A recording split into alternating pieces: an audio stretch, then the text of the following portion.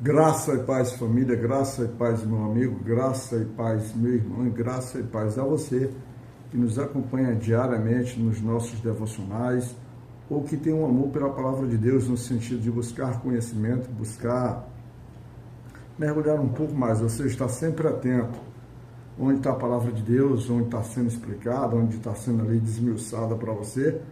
Você com seu interesse, com sua humildade, você com sua simplicidade, vai lá, escuta, mas principalmente deve comparar com o que está escrito. Você escuta e depois você próprio vai lá ler o texto como um todo, ler todo o contexto, às vezes um capítulo antes, um capítulo depois, para que você possa estabelecer ali um cenário, uma confirmação de verdade naquilo que você escutou, ou você já ter uma certeza que não deve acompanhar aquelas meditações, aquelas reflexões, porque já não condiz com aquilo que está escrito na palavra de Deus. Porque a ideia não é uma expressão pessoal da palavra de Deus, e sim uma expressão própria, vinda do próprio Deus, manifestada por meio da gente.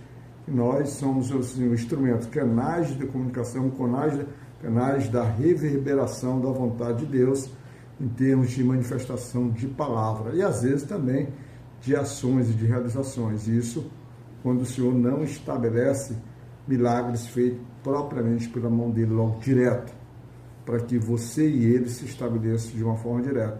Lembrando que todos nós temos acesso direto ao Pai.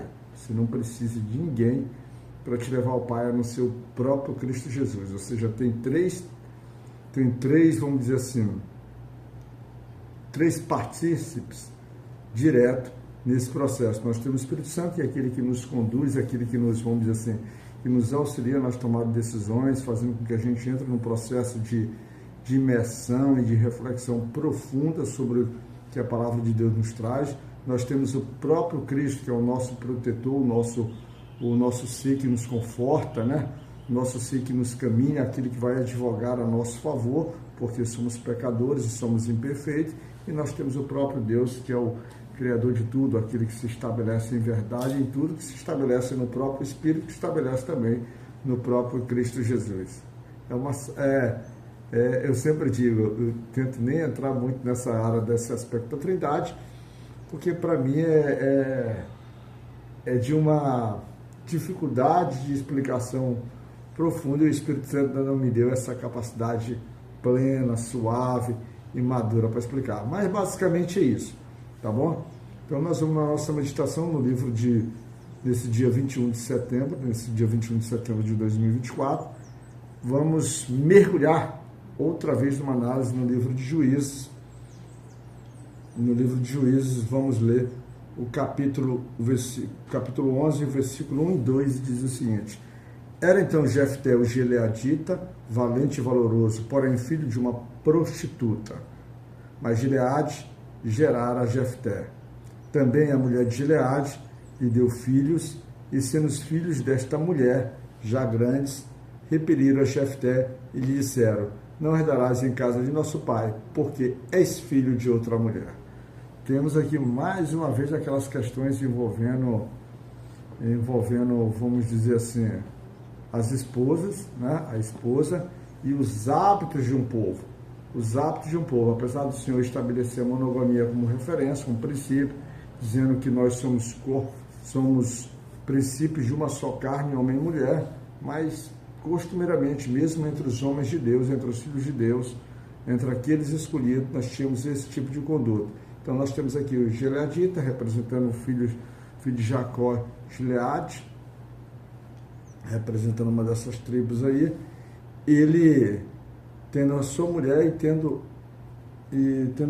quase como se fosse uma concubina, não vamos dizer, porque a Bíblia não trata que ele está tendo um relacionamento com ela, mas ele teve um filho com essa prostituta.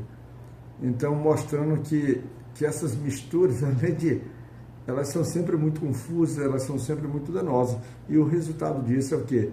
É que os irmãos, filhos da esposa, filho daquilo que seria do conceito da originalidade, sendo que no nosso país hoje, a concepção já é diferente do que diz aqui, não há essa, vamos dizer assim, essa separação.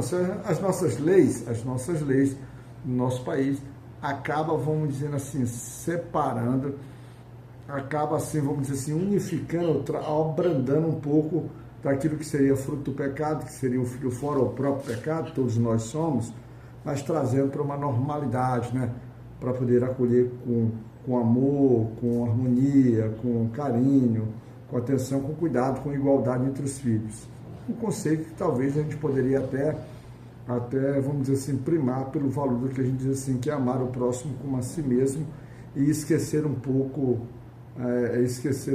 aquela concepção se estava certo ou estava errado, né? Talvez tenha um pouco disso.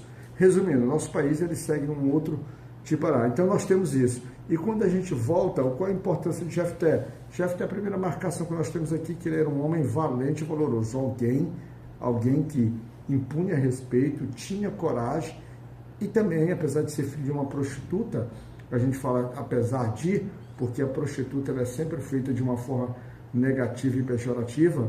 Olha só, o conceito aos olhos de uma sociedade, pelo menos nossa, ela é feita desse jeito, não que uma mulher, às vezes que viva nessas condições, que nós não sabemos quais as condições, se lhe apresentar a Jesus, a gente não sabe muita coisa, às vezes, por certas prostitutas, que ela poderia ser uma mulher com uma certa virtude, com um certo valor, com um valor até bastante marcante, expressivo, só que ainda não teve a oportunidade de se manifestar em Cristo Jesus. Mas espero que todas elas tenham para ver isso. Então, Jefté é um homem caracterizado por isso. E se você nos acompanha no nosso devocional, no de ontem,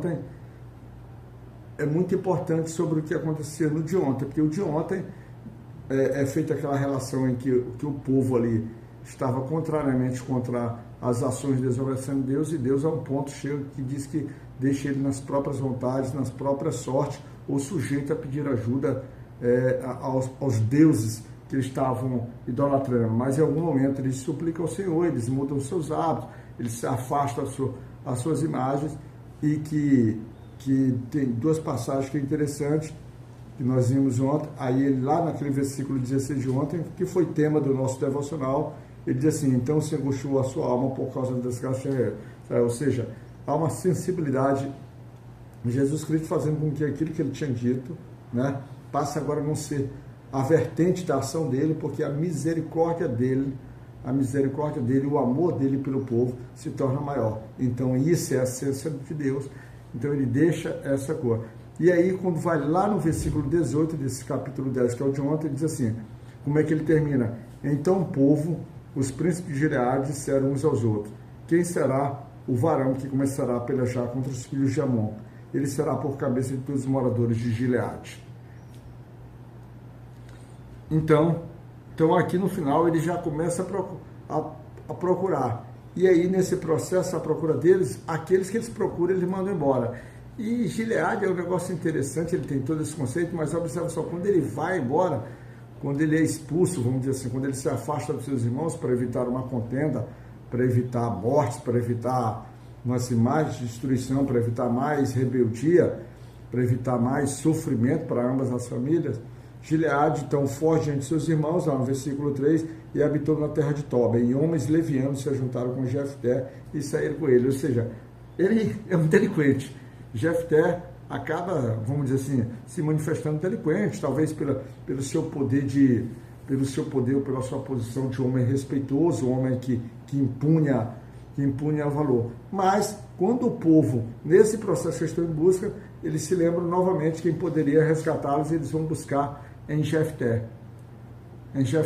E o interessante é que eles, quando se apresentam em Jefté, e a família de Jefté, como já havia dito isso para ele, que ele não reinaria, né? Que ele não herdaria na casa do pai deles, né? Jefté agora vai ter a oportunidade de voltar como líder, ou seja, Jefté vai voltar agora como alguém, como cabeça sobre aquele povo. Vai voltar, Jefté vai voltar para, vamos dizer assim, a vontade dele ser uma vontade que será uma vontade que guiará aquele povo. Ou seja, ele vai voltar numa posição de juiz, alguém que tem importância, alguém que é expulso, mas alguém que tem importância pelas qualidades e pelo aquilo que Deus está preparando a vida de Jefté, que observa só, é filho de uma prostituta, talvez um cara brigão, né? Talvez um cara brigão, e no final de tudo está envolvido com vários delinquentes. Mas o Senhor sempre tem a palavra final na vida de cada um. E aqui nesse devocional, então, eu não vou nem tratar exatamente sobre o principal ponto de Jefté, foi sobre a questão da filha dele lá na frente. Isso nós temos diversos devocionais aí que fala que as pessoas se entendem ou não se entendem, eu não quero entrar, eu quero entrar nessa seara dessas qualidades, daquilo como Deus está preparando uma pessoa para poder.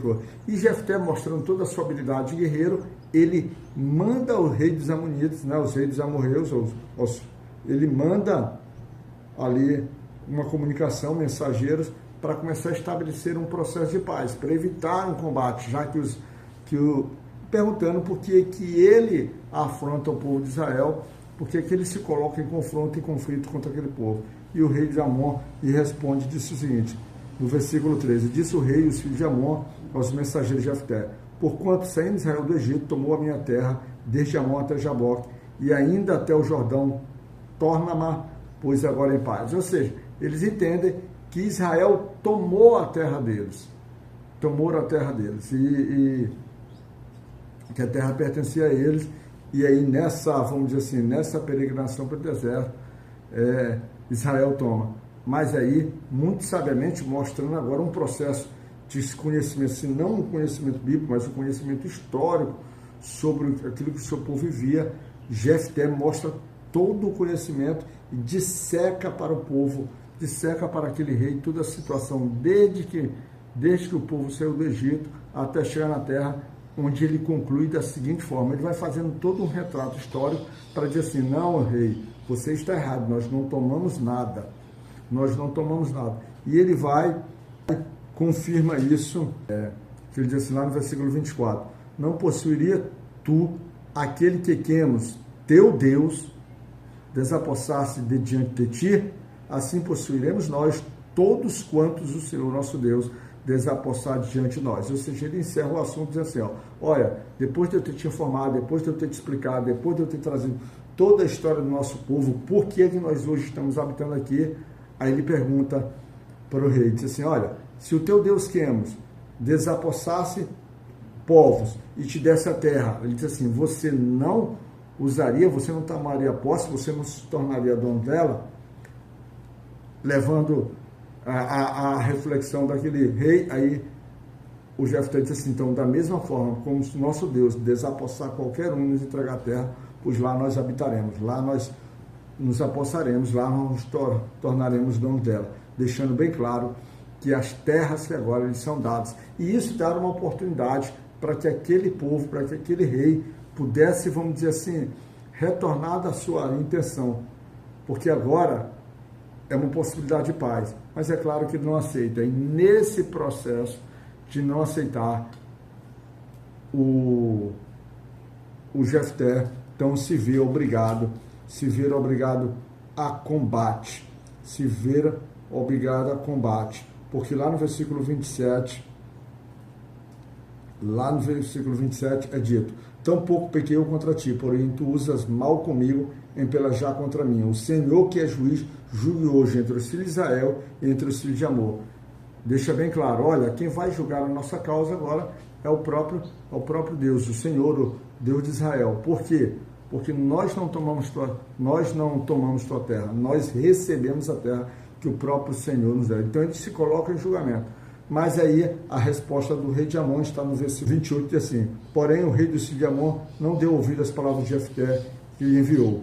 E no final, o versículo 29, quando ele diz assim no 28 que ele não faz isso, ou seja, ele assume a responsabilidade, agora ele não pode negar, agora ele não pode dizer que ele não sabia, agora ele toma uma decisão precipitada, agora ele é responsável pela decisão de guerra, de combate que ele vai colocar no seu povo.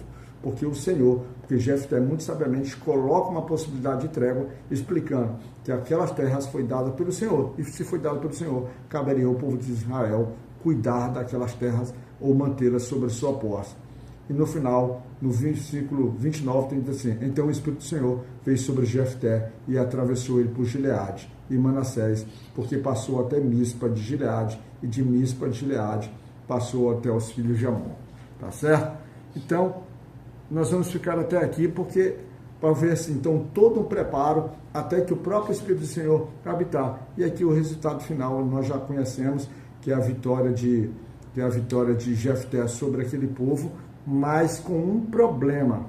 Mesmo o Espírito do Senhor habitando sobre Jefté, traz um problema nesse processo aqui, que foi o voto que Jefté fez para que pudesse ter a confirmação que iria vencer aquela batalha. Ou seja, em algum ponto Jefté acabou, vamos dizer assim, não compreendendo a própria, vamos dizer assim, o habitar do Espírito Santo, o pousar do Espírito Santo sobre ele na sua condição de batalha, que ele chegou a ter o interesse em oferecer algo que o próprio Deus não queria. E isso que ele ofereceu vai custar uma discussão teológica pelo tempo de até hoje, de se a filha dele morreu ou não morreu. E aí você mergulha no texto e dá uma analisada e tira suas próprias conclusões, que eu não vou encerrar esse assunto por esse aspecto aqui, tá bom? Graça e paz, Deus te abençoe, esteja preparado. Às vezes você está sendo rejeitado pela tua família, está sendo rejeitado pelos que estão próximos de ti, mas será justamente tu que vai ser, vamos dizer assim, a força motriz, vai ser aquele que vai ser utilizado por Deus para libertar, para salvar, para resgatar e para ajudar aqueles que hoje te oprimem, te rejeitam e que te desprezam, tá certo? Fica sob o amor e a proteção de Deus, você e tua família, que Deus possa te cuidar, meu irmão.